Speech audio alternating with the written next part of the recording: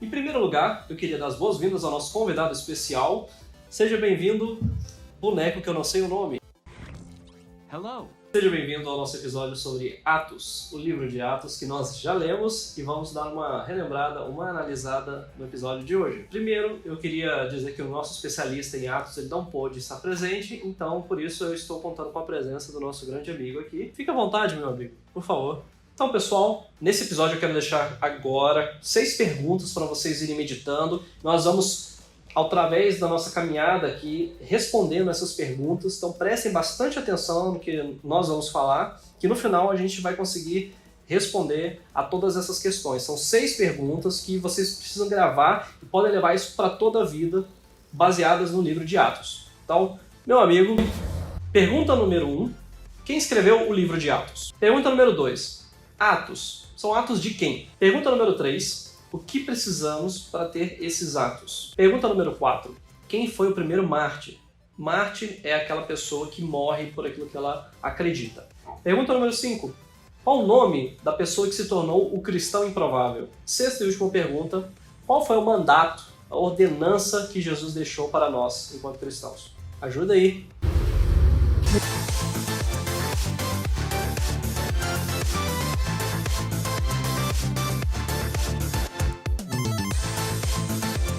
Então, como nós já vimos na nossa pequena introdução, na nossa chamada, eu quero começar falando sobre um versículo do livro de Atos. Nós vamos falar sobre ele hoje. É um livro que nós já lemos no nosso devocional. Quem não sabe, nós temos um momento de devocional, de leitura bíblica, uma vez por semana, onde nós lemos um capítulo de um livro que nós sempre combinamos com antecedência. Ao longo da semana, nós vamos lendo cada um na sua casa um capítulo desse livro. E na semana seguinte, nós sempre nos encontramos todas as segundas, às 19 horas, pelo Zoom, encontro virtual, respeitando todos os protocolos de segurança e distanciamento social, claro. Então, nós já lemos, durante esse ano passado, o livro de Atos. É um livro muito bom, um livro que nós gostamos muito de ler, conhecemos muito da história do início da igreja. Eu queria relembrar esse livro com vocês hoje, porque nós, esse ano, na congregação, na Sal Terra da 90,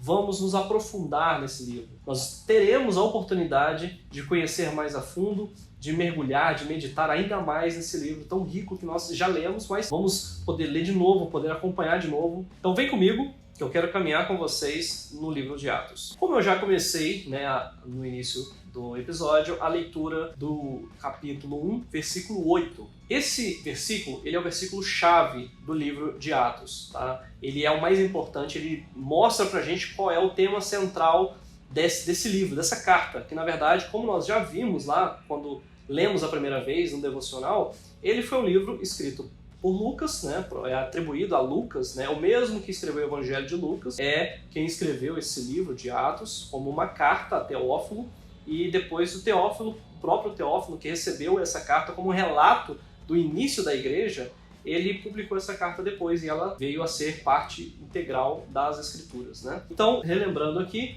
verso 8 do capítulo 1 diz: Vocês receberão poder quando o Espírito Santo descer sobre vocês, e serão minhas testemunhas em toda parte, em Jerusalém, em toda a Judéia, em Samaria e nos lugares mais distantes da terra. Então eu quero falar hoje 3 pontos principais para a gente poder entender mais profundamente o conteúdo e o contexto aqui desse livro de Atos dos Apóstolos, certo? Primeiro, eu quero começar falando que esse ponto aqui, a descida do Espírito Santo, o receber do Espírito Santo, é a única forma que nós temos de ser cristãos realmente, de ter autoridade, de falar em nome de Deus e curar enfermos, expulsar demônios, pregar a palavra que vai realmente converter os corações, que vai trazer transformação para as vidas. É só através do poder do Espírito Santo. Nós podemos observar que Jesus ele só começou o ministério dele depois que ele foi batizado e recebeu o Espírito Santo. Ele teve um encontro pessoal com o Espírito Santo e então ele foi revestido de autoridade e dali ele iniciou o seu ministério público. Tanto é que antes disso, ele falou, quando a mãe dele pediu para que ele fizesse um milagre no casamento, no caso ele transformou a água em vinho, ele falou, ainda não é chegar na minha hora. Ele estava esperando esse revestimento do Espírito Santo. E com a igreja foi do mesmo jeito. Jesus, ele disse que, aqui nesse verso 8, ele fala que os discípulos, os apóstolos receberiam poder quando fosse derramado o Espírito Santo sobre eles. Isso acontece no dia de Pentecostes. Foi depois da Páscoa, né? Depois da morte e da ressurreição de Jesus. For my now is not yet come. Então nós estamos nesse período agora, o período da Quaresma, que são os 40 dias que antecedem a Páscoa, né? que representa para nós cristãos a morte e a ressurreição de Jesus. E esses acontecimentos aqui, do início desse livro, eles se passam logo depois que Jesus ele já havia ressuscitado e ele se apresentou aos seus discípulos, passou alguns dias com eles, e então ele subiu aos céus. E eles ficaram aguardando em Jerusalém, de acordo com as próprias instruções de Jesus, a descida, o derramar do Espírito Santo. E no dia de Pentecostes acontece isso. O Espírito Santo é derramado sobre eles, e então eles iniciam realmente um ministério apostólico, e a igreja, a partir dali, ela passa a crescer de modo grande, realmente sobrenatural. O sobrenatural de Deus ele acontece depois que nós temos um encontro com o Espírito Santo. Não adianta apenas nós ouvirmos falar de Deus, apenas nós lermos a Bíblia, se nós não tivermos o Espírito Santo para falar para nós, nos ensinar e nos revestir de poder e autoridade para poder entender e ter um contato pessoal com Deus. Então, o Espírito Santo ele é isso, ele é a pessoa de Deus, da Trindade, onde temos um Deus, mas que é representado por Deus Pai, Deus Filho, Jesus Cristo, e Deus é Espírito Santo. Ele é a pessoa da Trindade que nos capacita, que nos reveste de poder e autoridade e que nos ensina todas as coisas. Ele é o Consolador que a Bíblia, que Jesus nos prometeu para que nós pudéssemos viver o reino de Deus aqui na Terra e fazer a obra dele. Então eu quero iniciar, depois dessa pequena introdução, os pontos que eu quero destacar nesse livro, certo? Claro que é um livro muito rico, a gente não tem como falar tudo em um pequeno vídeo curtinho como esse, mas eu quero relembrar vocês do que nós lemos e dos pontos principais do livro de Atos, que ao longo desse ano nós vamos ter a oportunidade de estudar, de ouvir nas palavras, de conversar nos pequenos grupos. Isso vai ser realmente algo que a gente vai poder gastar tempo. Gastar não, dedicar tempo. Porque o tempo que a gente passa com a palavra de Deus é um tempo de investimento na nossa vida, no nosso relacionamento com Ele, certo? O primeiro ponto é a vida em comunhão da igreja primitiva. Ali no início de Atos, já em Atos 2, no versículo 40 em diante, nós vemos como é que viviam os primeiros cristãos. Eles compartilhavam tudo. Quando alguém tinha necessidade, eles vendiam até mesmo os seus bens, propriedades, para ajudar uns aos outros. Eles sempre estavam juntos no partir do pão, de casa em casa, no templo, louvando a Deus. Ou seja, eles tinham uma vida de comunhão plena. Eles viviam como uma única família, e uma família que tudo era comum para eles. Ninguém passava necessidade, se fosse possível, entre eles ali, suprir essa necessidade. Eles não estavam distantes, porque eles estavam sempre comendo um na casa dos outros, se reunindo ali em pequenos grupos, partindo o pão em volta de uma mesa. Eles também se reuniam no templo. Eles iam ao templo adorar a Deus, louvar a Deus nas congregações, nas sinagogas. Era uma vida de comunhão. E é muito importante a gente aprender isso com os cristãos primitivos, porque isso fala da nossa vida enquanto família de Deus, né? Nós já falamos aqui, o Evangelho ele não é um chamado unicamente para sermos um exército. O Evangelho ele é um chamado para sermos família de Deus, né? Obviamente existem coisas como guerra espiritual, mas que na prática a gente observa essa vida em família, né? Não era uma busca por bens materiais, não era uma busca por vitórias, mas sim era uma busca pela presença de Deus e pela alegria em estar vivendo em família, a família de Deus, a família espiritual. Então esse é o primeiro ponto, a comunhão da igreja primitiva. Segundo ponto, a conversão de Saulo / Paulo. Ali o nome dele hebraico era Saulo, mas ele tinha um nome também em latim, que era Paulo, que era o nome pelo qual ele era conhecido ali no meio dos romanos, que ele também era cidadão romano. Então ele era um dos maiores perseguidores dos cristãos. Ele tinha ali a autoridade, né, para poder prender e até mandar matar os cristãos, porque ele acreditava que eles estavam se desviando do verdadeiro judaísmo e que aquilo ali era uma heresia. Então ele era um dos maiores perseguidores. E a gente vê até no relato da morte de Estevão, meu xará, ele foi ali um dos que concordaram com a morte de Estevão. As vestes de Estevão foram jogadas aos pés de Saulo. Estevão foi é considerado o primeiro mártir cristão, a primeira pessoa assim, relatada na Bíblia que morreu publicamente pela fé em Jesus Cristo, né? Você pensa assim, poxa, uma pessoa dessa, como Saulo, né, que concordou em ver Estevão ser apedrejado só porque ele tinha uma fé em Jesus Cristo, como que uma pessoa dessa vai ser salva? Aí você faz um paralelo com as pessoas que tem na sua vida, pessoas que te perseguem, aquele colega seu que ele acaba com você na sua escola ou na sua família até, porque você é cristão, porque você crê em Jesus Cristo, por causa da sua fé. Pessoas na internet que estão sempre falando que os cristãos eles são a pior das pessoas e que eles são intolerantes e que são pessoas erradas, que isso é uma coisa ultrapassada. Ou às vezes um professor, uma pessoa de autoridade na sua vida que fala mal de você, que trata você mal por causa da sua fé. Imagina essa pessoa, piorada 10 vezes, se convertendo. A conversão de Saulo, ela mostra pra gente que ninguém é difícil demais, ninguém está de forma inalcançável para Deus. Não é impossível para Deus a conversão de ninguém. Então, se Paulo, que se tornou o apóstolo dos gentios, né, considerado o 13º apóstolo, aquele que levou o evangelho para fora dos judeus, ali para fora de Jerusalém e levou para aqueles gentios. Gentio não é uma pessoa gentil. É nada. O gentio, na Bíblia, ele fala daquela pessoa que não é um judeu. Ou seja, eu e você. Paulo foi quem começou a levar o evangelho ali para essas pessoas que não eram judaicas, né, não tinham a fé judaica e se tornaram cristãos, e assim como nós até hoje, né, somos cristãos. Então o ministério dele começou depois de uma conversão através do poder do Espírito Santo. Então creia, qualquer pessoa pode ser salva através do poder do Espírito Santo. Ninguém está perdido ao ponto de não poder ser resgatado por Cristo. Enquanto existe vida, existe uma chance. Basta que, claro, Deus visite a vida dessa pessoa. E o que nós podemos fazer é orar por essa pessoa. Crer, né, que o Espírito Santo pode agir mesmo na pessoa mais difícil. Na pior pessoa que a gente imaginar, o Espírito Santo pode agir. Então esse é o nosso segundo ponto. Ninguém é difícil demais, não há conversão impossível para o Espírito Santo.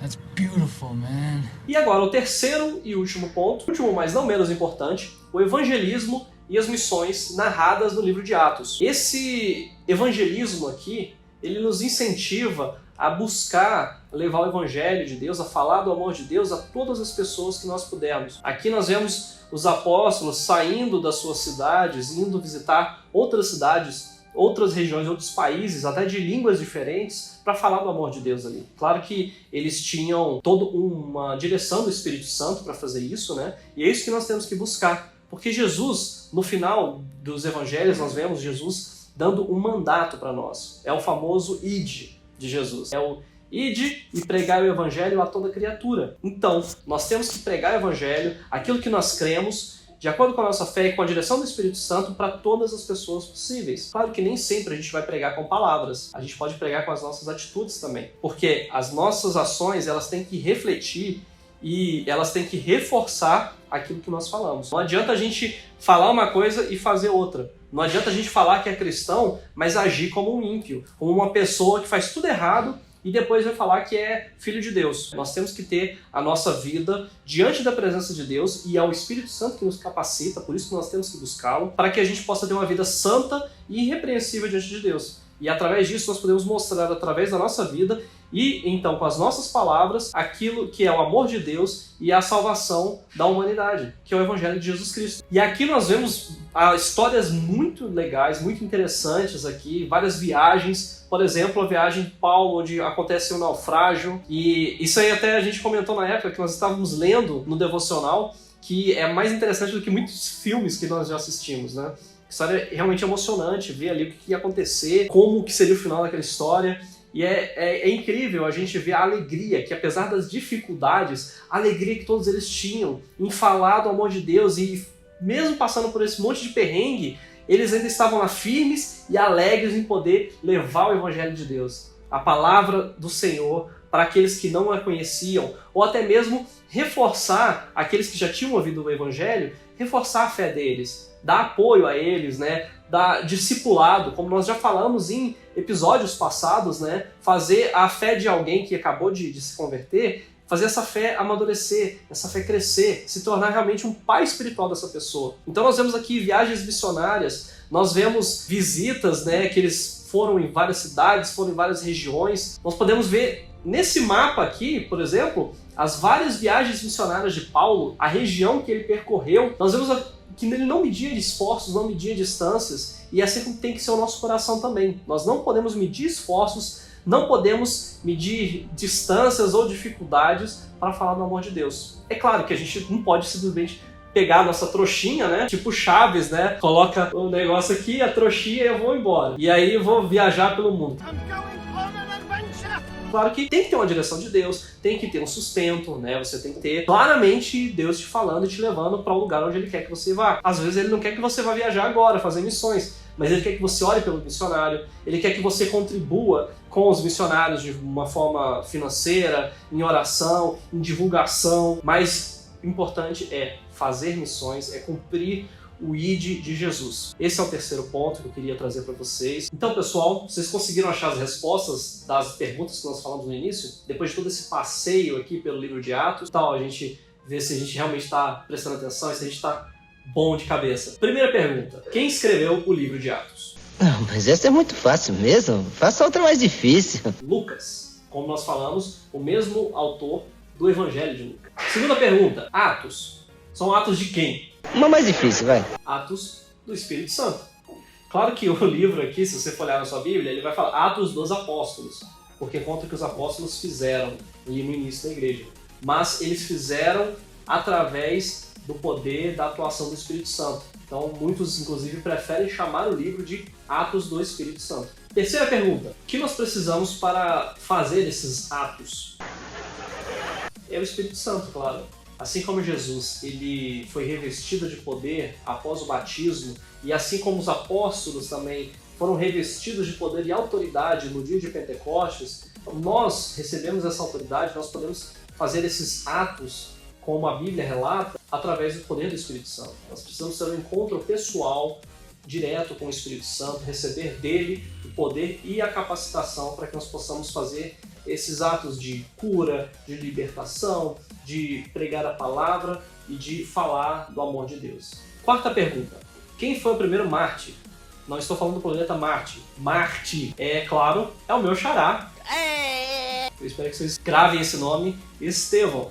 Ele é considerado o primeiro mártir cristão, aquela pessoa que morreu, perdeu a vida por aquilo que ele acreditava, a fé dele em Jesus Cristo. Quinta pergunta: qual o nome da pessoa que se tornou um cristão improvável? Essa aí é uma boa pegadinha, né? Porque ele tem dois nomes, né? Saulo e Paulo. Saulo porque era o nome dele hebraico e Paulo porque era o nome que ele era conhecido no meio romano, enquanto cidadão romano. Sexta e última pergunta: qual foi o mandato que Jesus deixou para todos nós, incluindo eu e você também?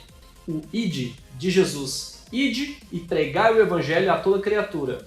Vai lá, meu filho, vai pregar o evangelho, vai falar do amor de Deus para todo mundo. É isso. Então, pessoal, o episódio de hoje é esse. Queria agradecer muito o apoio moral do meu amigo ali.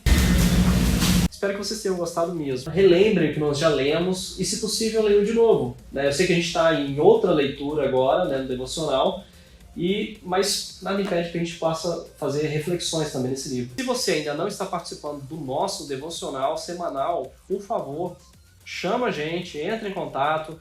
Toda segunda-feira, às 19 horas, nós nos reunimos no Zoom para a gente poder ler um capítulo da Bíblia, falar e conversar sobre ele, meditar sobre a palavra, orar um pouco e ter um acompanhamento para o restante da semana. Então, fiquem ligados aí, venham com a gente e Deus os abençoe. Até a próxima.